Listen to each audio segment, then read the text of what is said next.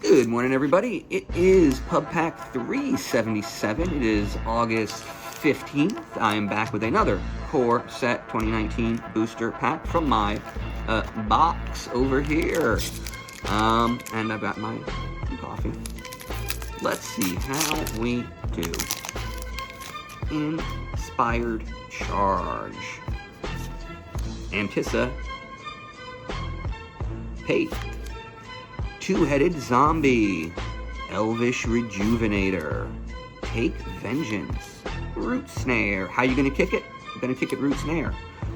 Electrified, Walking Corpse, Snapping Drake, Gearsmith Guardian, Stitcher's Supplier, Dryad Greenseeker, Surge Mare, and Goreclaw, Terror of Kalsizma. I'll say Forsaken Sanctuary and a kitty cat. Creature spells you cast with a power 4 or greater cost 2 less. Okay, that's actually pretty good. That's fun. I would definitely like this in a draft. Yeah, this would be fun. Whenever Goreclaw Terror of Kalsizma attacks, each creature you control with power 4 or greater gets 1/1 and gains trample until end of turn. So me liking this card kind of comes down to something I learned from just playing the fast Goblin deck on Arena, is that reducing casting cost is such an amazing accelerator that it really it's undervalued despite it being considered very good. So I think that's a very fun card. The idea of getting more bigger creatures out faster, reducing their cost by 2. That's pretty fun, and that to me is, I know it's old-fashioned, but I like I feel like the game should be mostly creatures. It really should come down to creatures or burn, because everything else is this weird alternative win condition that I don't love, right? You're like, all of a sudden I'm winning, and then a guy draws a card twice that says I lose the game.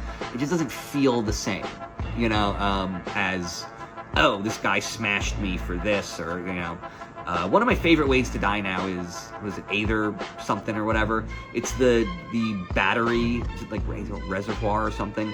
But it's the gain life equal to like the mana cost of any spell you cast, and if you get 50 health that turn, you do 50 damage. And it's just like, oh my god, you see your opponent gearing up for this massive whack at you, and you can't stop it. That's it. Burn damage and creatures, that should be the game. Alternate win conditions are kind of game breaking, and force everyone to just use them. I had a recent Arena game that was so weird. I was playing against a control deck that was very much a troll control deck. He had absolutely no win condition, and so the first game of a best of 3, he had eaten up 22 minutes on the clock. And then I realized he'd also milled himself. So at the very end of this, he realized he'd burned so much time in the first game that it didn't even matter if he won. He was going to lose on time in the subsequent 2 games, because he was going to have 6 minutes on the clock by the time he won the game. So it wouldn't have even mattered, going into the second of the best 2 out of 3. I can just play slow, he loses. That's it. But he'd also milled himself. So it seems like he was drawing cards to try to finish me off, because I had this massive pool of health, because it's a green-white life gain deck. And he had no ability to end me. And I don't know, this to me is like one of these things of like, what the fuck? Creatures are direct damage.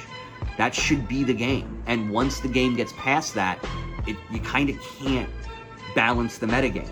It forces the game into a rock, paper, scissors dynamic, where it really is, well, there's this infinite combo, this unstoppable alternative win condition, and this, deck type that will do a 4-turn victory 60% of the time. And it just becomes an algorithm of somewhere between 2 and 4 decks going back and forth. Whereas when it's based on damage and direct damage and creatures, these linear linear win conditions, you could call it, right? You work towards something versus, once these 3 cards at the table, I win. you know, it just feels like more of a game. I mean, I guess I liken it to poker versus blackjack. Like, it feels like blackjack, once you bet, there's kind of nothing to do. You know, and if you're not counting cards, there's nothing to do. You know, you're gonna hit, if it's below 14, you're gonna stay at 14. Like, you know what I'm saying? Just the algorithm is so simple that there's almost no gameplay besides betting. And so that's what happens when you add these alternative win conditions. You create just a series of binary matchups where one will always win. You know, so that's it. That's my rant about how creatures should probably be more important, and how people who play blue on Arena are a cancer, and hopefully we will find a cure for them. Good night and good packs.